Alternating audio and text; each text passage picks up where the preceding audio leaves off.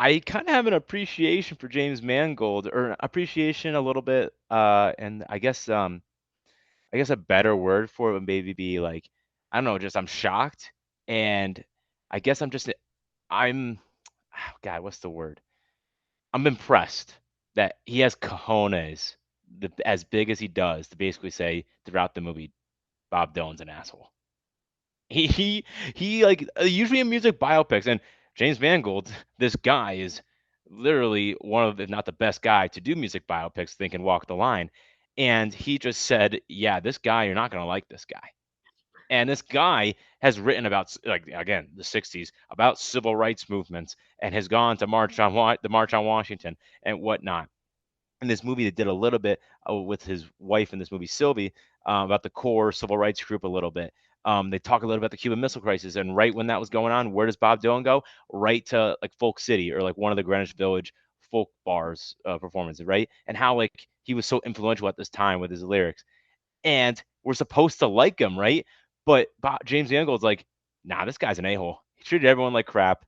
Like, this guy was not a good person, and it corroborates. And they especially showed that in the concerts in this movie, and it just corroborates what we kind of saw in 2019. So I just thought, again, a big cojones, big balls from James Mangold to kind of do that, where you're thinking Bohemian Rhapsody, you're like, oh my God, I love Freddie Mercury. You watch Rocky Man, I love Elton John. It's just like you watch a complete unknown. It's like, I don't really like Bob Dylan. And what's interesting is that like you watch Walk the Line, which James Mangold did, you kind of like Johnny Cash after watching that. But Johnny Cash, you could argue, is, I mean, historically and through documentary, is a worse person than Bob Dylan was.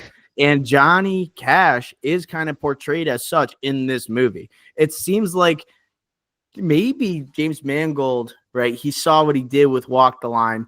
It got parodied to death by Walk Hard and the cliches of the music biopic.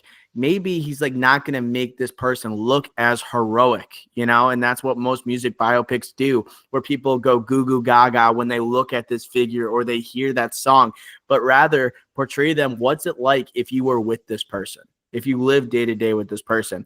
And then because he did that and how shitty he was making Bob Dylan look, you could not make this new version of Johnny Cash he directed. He could not look better, you know? So the guy who made Johnny Cash look good in Walk the Line makes him look like a complete dickhead in this movie with Boyd Holbrook playing him. I just thought that was a fascinating dynamic overall. And that's why you couldn't have like Joaquin return to play his version of Johnny Cash, because this is like a joke, a cartoonish version of Johnny Cash that had no place in Walk the Line. It just seemed like when I was watching it, Mangold he might have learned a little bit from Walk the Line. To me, I didn't feel the same beats as Walk the Line for the most part compared to a complete unknown, just by him making the protagonist a jerk. I completely agree. I could totally see why James Mangold went back to a music biopic, and it was to differentiate himself. So I heard this story on the press tour for this. James Mangold for Ford versus Ferrari he was on the film festival circuit promoting Ford versus Ferrari, and I forget the writer of this is like Jay something Cox or something, very famous writer. But Searchlight bought the script from him, or told him to write the script or something, or asked him to or whatnot. But he said, "Let me ask James Mangold to see if he wants to direct it." So after a film festival for Ford versus Ferrari, again, a film that was Best Picture nominated, won an Academy Award for sound. I want to say, like, a lot. There was a lot with this movie, right? And that press tour going around with it. Christian Bale, Matt Damon, a lot of stars. He gets the script, and he's reading it on the way home on a plane, going to his next event for Ford versus Ferrari, and he goes, "I need to do this movie." So I thought that was so fascinating, because this guy in the middle of this press tour, this Oscar, I know it's crazy to kind of say Ford versus Ferrari is Oscar nominated in a bunch of categories, Oscar winner, but so focused on that. But then he takes the time to do this, and he goes, "I need to do this as my project." And in the middle of that, it's like he's doing the next Indiana Jones movie. He's doing a Star Wars movie. He has all this other stuff going on. And he's like, you know what? I've already done a music biopic. There's a lot of fatigue right now at music biopics, but I need to do this one. So maybe you are right, Doc, where it's like maybe after Walk the Line, the parody of it, maybe the fatigue of music biopics kind of taking what Walk the Line did and a lot of other music biopics trying to take that formula into whatever they're doing. He's like, maybe I could kind of put a spin on this a little bit. And that's kind of what a complete unknown is. And there's a lot of parts that I liked with the spin and other parts that I didn't. And I know we can get to that. But I just thought that was really interesting when I heard that story. It is interesting. Like, what would attract him to this? And to me, it probably was the name Bob Dylan. Like, and it's also probably the source material on him going electric. And that is one of the most important moments in the history of music. And it's something you heard about as a kid, like Bob Dylan goes electric. And as someone who falls in line towards the middle of that spectrum I was talking about, where it's like either love or hate Bob Dylan, people in the middle there, they've heard of the term going electric. And I personally was into a type of story that was kind of explaining all of it and how it was weaning away from this type of music that Bob Dylan became popular for, and then expressing his artistic like spirit and like him trying to do other things and not feeling tied down. Like, to me, that was interesting. I like people on the right side of that spectrum. They know all about Newport Rock Festival, Newport Folk Festival. I had no idea. Like, I don't know anything about that. So I think a building up of that moment makes sense. And I like how it was all about the music. It's not about, once again, Walk the Line, like love story or like redemptive for Johnny Cash going through drug issues. This is all about artistic spirit. It's all about the music itself. And the music plays such an important role in this movie because it's half of the freaking dialogue or half of the words written on the script. It's just Bob Dylan lyrics. But I personally wanted to see Bob Dylan go electric because that is the most cinematic thing that I think is accessible to everybody regarding Bob Dylan. You know, and maybe it's not the most interesting thing, but it's what everyone has heard of. And he was someone, this is happening 61 to 65. Like, what I know is this is the Beatles coming over. This is like the end of like Elvis's run going into the 60s. Like, Bob Dylan to me is that artist that's like obviously iconic, but he's kind of like in the middle between, you know, he's obviously an iconic name, but like you don't think Bob Dylan necessarily, in my opinion, like Elvis Presley and the Beatles. Like, he's right there, but like he's not as much of a, like he says in the movie, he doesn't stand out. You gotta look different, you gotta look amazing, you gotta look ugly, right? You gotta figure out a way to stand out. He doesn't stand out as much as those two people. But this is a story I was interested in. I want to know if you were like into like the whole going electric focus. I wasn't as into the going electric as you were. Now, I think this film, I kept my mind open about it though because of two reasons. One, just the time period, 61 to 65. Him like that's like core Dylan era. In my opinion, that's my favorite Dylan era too. His earlier stuff, and like the soundtrack to this movie is a great soundtrack because just like half of Dylan's biggest hits are on this, right? So for me, it was the time period, but also for me, like I think the going electric is enough to make a good movie. My problem with what they did here is that they didn't attack that until the third act. And I think I think for me, they hinted at it with like him, like his first album was all just not his music. And they talked about that at the end of the first act going to the second act. And then during the second act, he's kind of writing songs for like Joan Baez and other people are like singing his songs and kind of him just trying to pave his way, you know, into in the folk business basically, in the music business really. And he finally makes it in the second act. But then the third act is like kind of the going electric part. But for me, like it wasn't a full committal to that, even though this movie is basically revolving around that, and it's off of the book Going Electric that this script is adapted from. So for me, I think I wasn't as high on the topic or theme as you were, but I was open to it. And I think a big reason why I wanted to be open to it, or I think a big reason why for me this film kind of is I liked it, but I don't think I loved it, is because it wasn't the whole film about that. Even though it, you know what I'm saying? It was trying to be that, but it was only that for the last 40 minutes.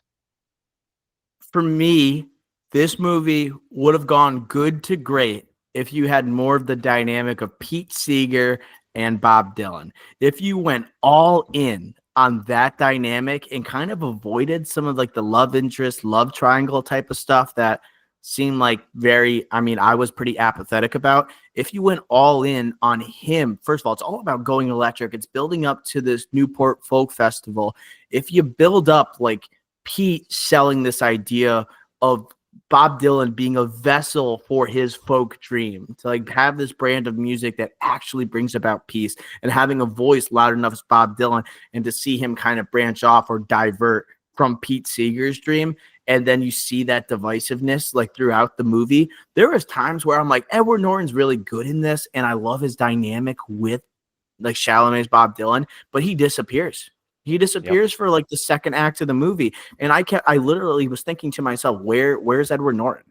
Like, this is something where if they cut out that love dynamic, man, I feel like this movie could have been, it would have taken it from good to great, because I really did enjoy it. I think the musical sequences are great. Chalamet is awesome as Bob Dylan, whether he's singing or just in his speaking cadence, he is on point.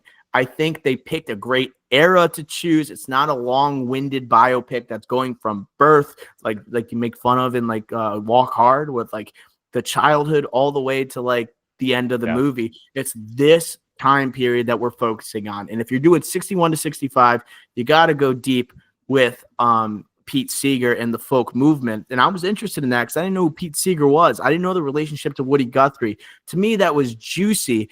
And I think also, I'll leave it at that because I want to know what you thought about it. Because to me, that was the strong suit that they kind of didn't latch hard enough onto. Yeah, I completely agree. I think this film just lacked a lot of depth.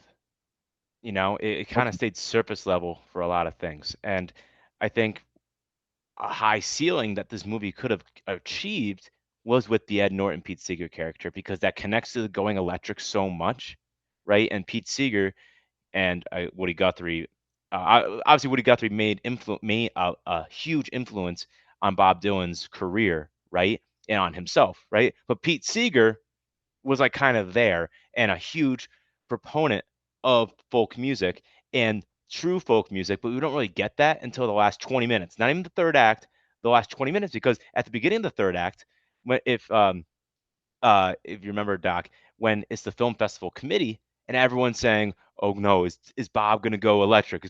Pete Seeger is defending Bob Dylan in that scene, so we don't even get the turn until the final 20 minutes. But if you take away some of the love triangle, if you take away some of the political stuff, which I think was fine to be honest, but it's just still like this is a 2 hour, 20-minute movie, and the whole point of it is him going electric. And we don't get that until the final 40 minutes. So if you kind of want to focus on the going electric, take out some of that stuff and focus more on the going electric. Then you focus more on the relationship with Pete Seeger, the guy that can kind of symbolize, hey, don't go electric. But then you have Bob Dylan and his crew that's saying we got to go electric. We got to keep pushing push it, like challenge ourselves, push the boundaries, uh, do what we want, creative freedom, and you kind of have that battle then in that third act. But we never really got that until the final festival scene.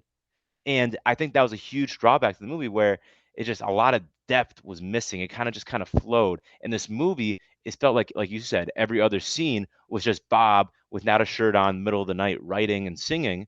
And I love those scenes. I thought it was great scenes, but they didn't provide anything to the actual story. It was just kind of just watching. It was just entertainment, like when you go to a concert and watch someone sing. So for me, like I enjoyed it, but there wasn't any depth. It was like a look into the life of Bob Dylan. This is like what he was doing early on in his career before he hit it big. And after he hit it big, this is what his life was like.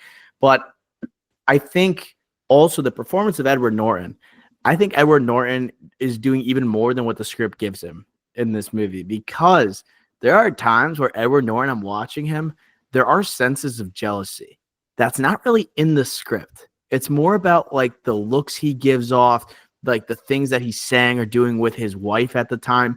I think if they made it more about like Pete Seeger and him counting and leaning on Bob Dylan to carry on this folk movement, as like obviously like the British rock mania is coming over to like the US at this time, like they're on the precipice of actually something good right before like their chance is gone almost. I feel like they could have gone in on him being almost like Amadeus, like F. Murray Abraham. like in this movie. Like I think that could have been something interesting, like more of a pushback between those two characters. That would have made the movie so much more interesting. And I feel like Edward Norton hinted at it by the way he was acting in this movie, like him looking at the axe at the end, trying to cut off Newport and like the concert that was going on, but also like defending him at times, but also saying like he is good for folk, but also I wish I was that guy for folk. Like there's amazing, like I forgot what it was. He's doing like the children's show, right? Like what was this? He's doing a children's show. It's for Yeah. network programming or whatever, and then like you have Bob Dylan just getting drunk. You know, it's just like on the other part of it. Like they are such two sides of a coin, but also are just cornerstones of folk music. I think it would have been great if you just pitted them against one another, especially with Chalamet versus like Edward Norton. That'd be like, wow, that's like really enticing stuff. So I just would have liked that. I loved, by the way, the supporting performances here. Elle Fanning and Monica Barbaro as the love interest, Joan Baez, Monica Barbaro. Awesome. Really good. I think most of the performances were great. Elle Fanning, very good, but more like you're not giving me much juice. Monica Barbaro is giving me juice. Like I am like, there is no way Joan Baez was this hot. And also Monica Barbaro, her voice in this movie was sensational. Like she has sounded so good. And also her chemistry with Timothee Chalamet. Timothée Chalamet was like bouncing off everybody. He could bounce off Scoot McNair, and he didn't have any goddamn lines in this movie. But him and Monica Barbaro specifically, I was feeling that like James Mangold walked the line, June Carter, Johnny Cash type of magic. I really liked her in the supporting role. Probably my third favorite performance behind Norton and Chalamet. Yeah, dude, she was amazing. And again, Top Gun Maverick, the woman in the crew, The tight she's hair, in that. Yep, yep. So she's that. She's doing this. I did not check if she was actually singing, but if she actually was, she holy was. cow, the pipes, like insane. So, I liked her a lot. Like, holy crap. And I thought Elle Fanning was fine. She's only like 26, by the way, I think. Which is kind of crazy to say. Yeah, she's 26. So kind of crazy, but just not as flashy of a role. Just not as flashy.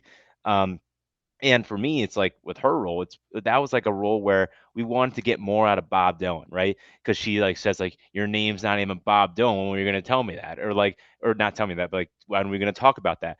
Were you really in the circus? It's like she was kind of like the representation of like we don't really know who Bob Dylan is, and this movie's not gonna tell us, and that's the point, and like that's just a boring element of the movie. So I kind of feel bad. It's not her fault, but I thought she was fine. But yeah, the Monica Barbera, or however you pronounce it, awesome in this. Awesome. And I do have comments on Ed Norton, but I'll throw it back to you before I make those. The Elle Fanning character, like it's well acted. Like, and I think there is a really cool scene. I think her best scene of the movie. Like, there's a great moment where she's getting to know Bob Dylan, Chalamet. Like, they go to see a movie together. They go to a diner afterwards, and they get to know each other. They talk to Bob Dylan's talking about like acting. You got to stand out some way. You got to be ugly. You got to be beautiful. But either way, you got to stand out. But there's a scene at the end where she is basically breaking up with Bob Dylan, and she's talking about this long like soliloquy where Bob Dylan talking like a circus type of connection that he keeps on saying he was part of the circus. Like the people that are balancing plates on like on I don't know what they're called, on like wooden tips, like the person that's like carrying these Red plates, and Panda. the red panda, they're super skilled, and like they're holding this, and she kind of views herself as one of those plates. Like she is just someone that's being carried by Bob Dylan. She's someone that he's playing with, someone that he can toss around a little bit. I thought that scene was amazing. And then also I have to shout out James Mangold having a sense of not abandoning what he did with Walk the Line, but having a scene with Monica Barbaro and Timothée Chalamet as Bob Dylan, and they sang "It Ain't Me" from Walk the Line, and they use the same exact camera angle that's splitting the two, going into the crowd. I'm like, yeah, that is awesome. That is showing tribute to your own films. right, like Bob Dylan's song, but like he used it in Johnny because Johnny Cash and June Carter used to sing that, and he uses that again. Also, time period important. That's a good catch by James Mangold and the writer here because that thing came out in '64, the year that they're singing that song. And what's so good to kind of backtrack you to the or to tie it to the Elle Fanning comment. That was my favorite Elle Fanning scene because you could see Elle Fanning on the side like crying, like watching and saying like crap, like yeah, like I'm a plate, like Yeah. like you could feel that, and I was like, that's good acting. That's good directing, camera work, and also acting. So that was my favorite Elle Fanning scene there. Also, I just want to tie back one last thing about the Ed Norton because again I agree with you in everything, and I think on rewatch you will appreciate the Ed Norton bit more than you do on the first watch, right? Subtle. And the other thing is what I want to say is that a lot of movies, and particularly James Mangold movies, they're two-handers usually. You have a lead performance and a strong supporting performance. Think of Walk the Line. You have Joaquin Phoenix, Reese Witherspoon, who won the Oscar for that movie. You have 3:10 to Yuma. You have you have Christian Bale, Russell Crowe. You have Ford versus Ferrari, Matt Damon, Christian Bale. You have like Logan even. You could say Hugh Jackman, Patrick Stewart for his two acts, right? So usually like James Mangold does a great job with two-handers. I feel here that's kind of what was missing a little bit was like that strong, like clear second supporting character to kind of support our story, right? June Carter in Walk the Line is supporting Johnny Cash's drug addiction, familial issues, killing his brother, or like guilty about killing his brother. And also career aspirations and kind of the end, and then how he had to transform himself, right? You could have had that in this movie with the Ed Norton character, Pete Seeger, and him going electric and all the envy that you were alluding to with Pete Seeger in this movie, and just like the time period, and maybe like the Beatles influence or something. You could have done so much there, and I think it's just like huge gaping hole in the second act where he was missing. They focus on this love triangle. It wasn't enough. And then by the third act, when you're trying to bring Pete Seeger back, and then you're trying to tie together the going electric part that you're adapting, it wasn't enough, and it wasn't it was established enough. It wasn't deep enough for me. So that's where like I think this story or this movie just really lacked was in the story. I agree that it could have used more Pete Seeger. I'm on board. I think he could have been more of an antagonist. You could have had him more as a villain of the movie. And it's hard because he's such an aw shucks guy. He is such a guy who goes against violence and so it's such about peace. But that would have made him an even more interesting antagonist if you went all in on it. Like if you were able to pull that off, that would have been very impressive. Also, we got to talk Boyd Holbrook as Johnny Cash. I don't know if I love this that much because it seemed like they were making a joke out of Johnny Cash, and during this time, how he was under, I don't know what substances, painkillers, whatever it may be, alcohol. The list runs, I mean, long. So I think Boyd Holbrook, first of all, it's weird seeing someone else play Johnny Cash in a James Mangold movie, let alone a guy that is much taller. It is not as stout or stubby, and almost seems like he's playing a caricature of Johnny Cash. I guess I didn't mind it because he's not the main character, and you're just trying to add a little spice to the movie. But I just kind of found it weird that James Mangold made a movie about the life of Johnny Cash, and then he depicts him in a supporting role here that kind of looks nothing like him, and kind of is making fun of him and using him as comedic relief. I just thought that was an interesting choice. So there's a lot of biopic cliches in this movie. Like think about it. Like you have the first scene like with Guthrie and Pete Seeger like in awe of Bob Dylan's first like song that is the Woody Guthrie song or whatever, or like the concert scenes, people going crazy for him. The writing scenes nonstop. The times are changing sing along at one of the festivals there. Like you have a bunch of those biopics, like the political stuff. The Boyd Holbrook one was like, oh, that's the famous person that you kind of have to allude to in this movie, right? And it kind of was cheesy. But saying that and agreeing with you, I still will say I liked Boyd Holbrook in this movie. It might just be my man crush on Boyd Holbrook, but I dug it. I dug it. And then when he got up and sang Folsom Prison Blues, like I was like, I dig it. I He's dig it. too He did the cool. He was guitar. too He is. cool. And Like that's why like it works with Johnny Cash. It does. He was too cool. Like honestly, like I don't know if Johnny Cash was that cool. I just like have a hard time buying that. Like him pointing the guitar and like looking that cool when he was like messed up. I was just like, damn. And him like winking at Bob Dylan. Was he doing that to Bob Dylan? No way, dude. No way he was doing that to Bob Dylan. That is insane to me. But I it's Hollywood, it's movies, and Boyd Holbrook, he's a cool guy. You can't ask Boyd Holbrook not to be cool in a movie that goes against his creed. Um, I do also, as we are wrapping up here, this movie was about going electric. I like the approach, right? But in terms of the execution, we kind of both find it lacking.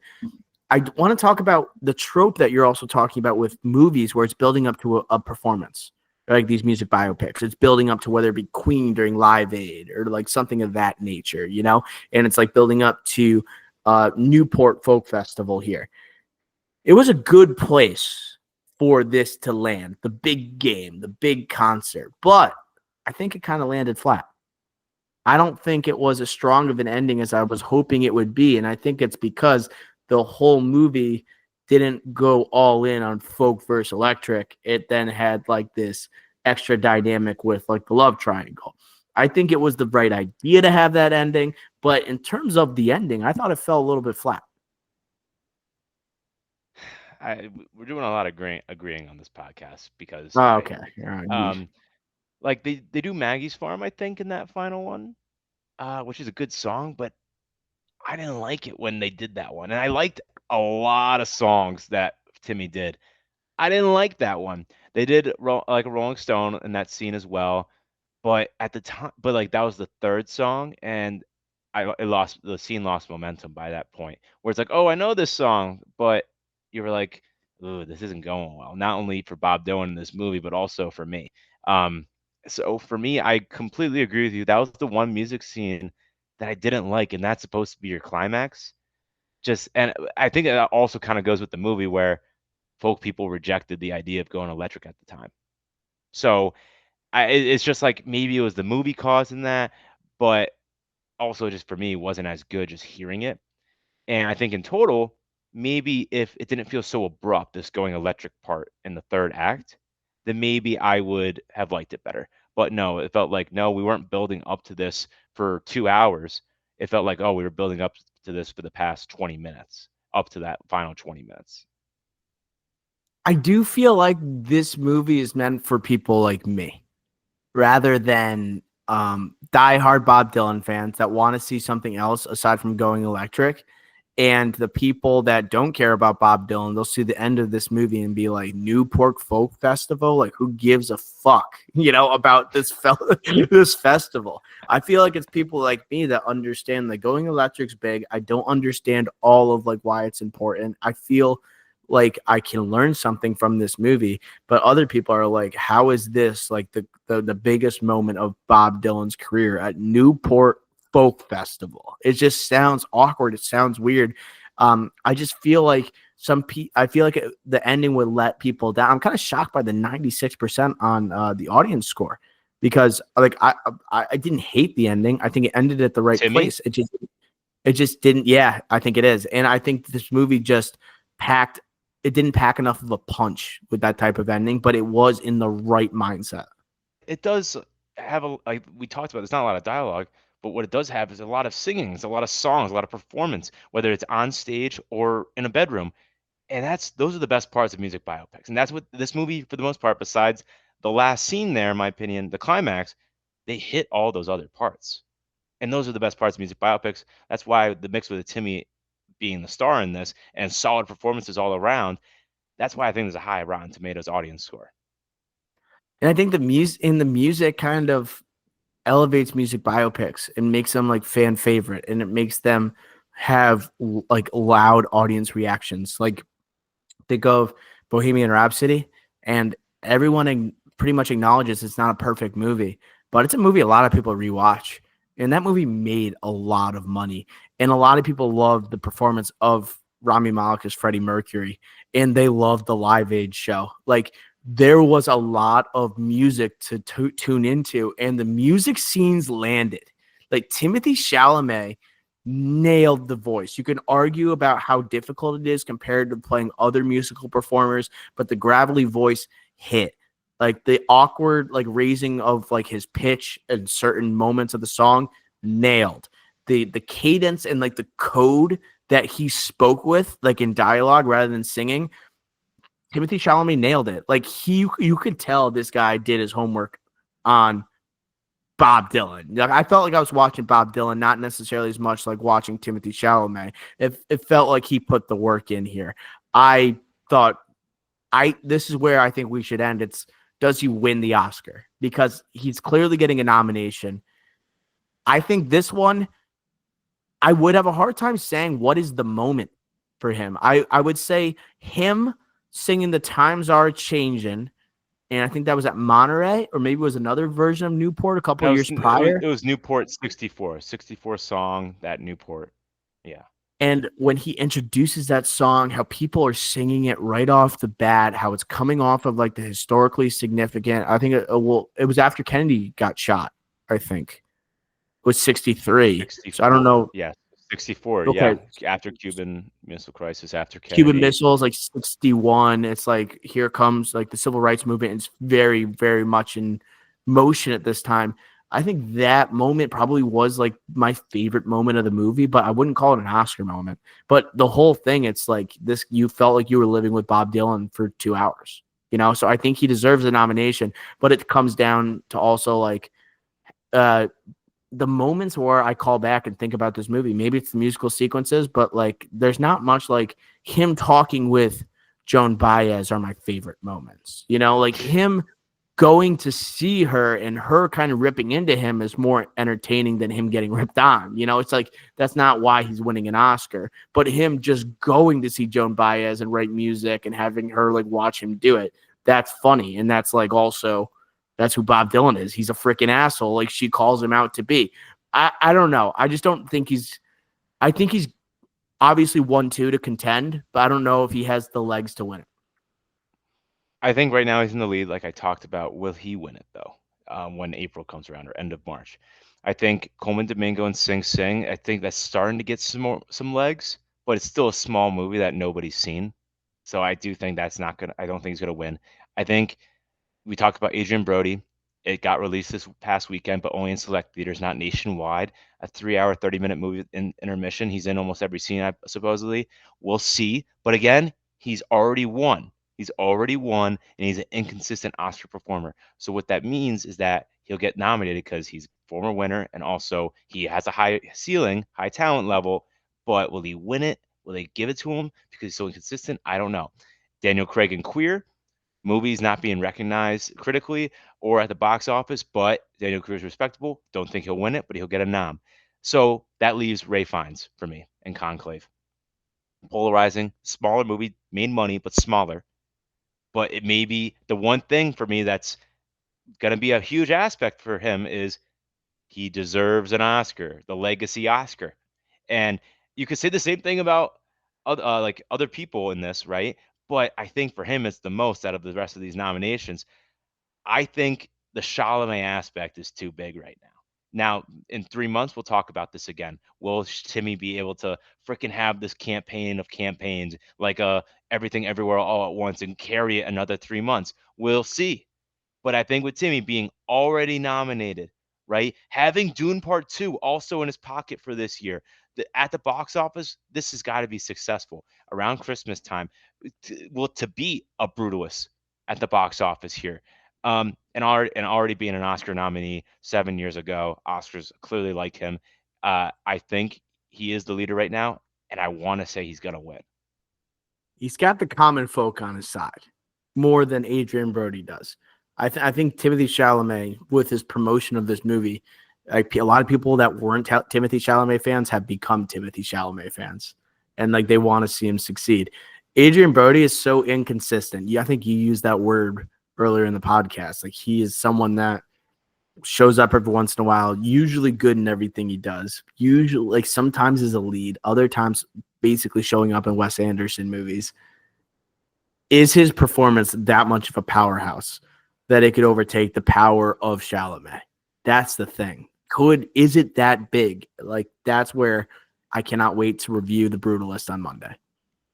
Yeah, and one last thing is that The Brutalist, that's gonna get several nominations, and that movie will be a Best Picture, like not just nominee, but Best Picture contender to win. A Complete Unknown, like It'll maybe get adapted nominated, right? screenplay. It'll get a nom for Best Picture, but it's not going to push to win, right? No. And Timmy's going to get Best Actor, right? But besides that, the only other thing I could see is maybe makeup and costume design, Norton. maybe, or yeah, maybe Norton, maybe. But then again, we talk about screen time, supporting actor. That's kind of a crapshoot right now. I think Kieran Culkin kind of has it in the bag, by the way, but that's another topic for another day. But maybe adapted screenplay would be the other aspect. But just naturally, The Brutalist is going to get more nominations than this other movie, than A Complete Unknown. And I think that might help for a Timmy to be like, oh, Guy Pearce might win for Best Supporting, and Brady Corbet might win for Best Director, or they might win for cinematography. Let's give Best Actor to Timothée Chalamet, someone that hasn't won it yet. We clearly like, and we already have one for Adrian Brody from 22 years ago. I don't know. I'm just saying the Oscars are weird like that. I'm just making a comment. I'm going 60-40 Chalamet over Brody. That's what I'm going at for now. Let's get to scores though. What score do you give A Complete Unknown, Rick? I'm going 69 out of 100. Okay, I'm a 77.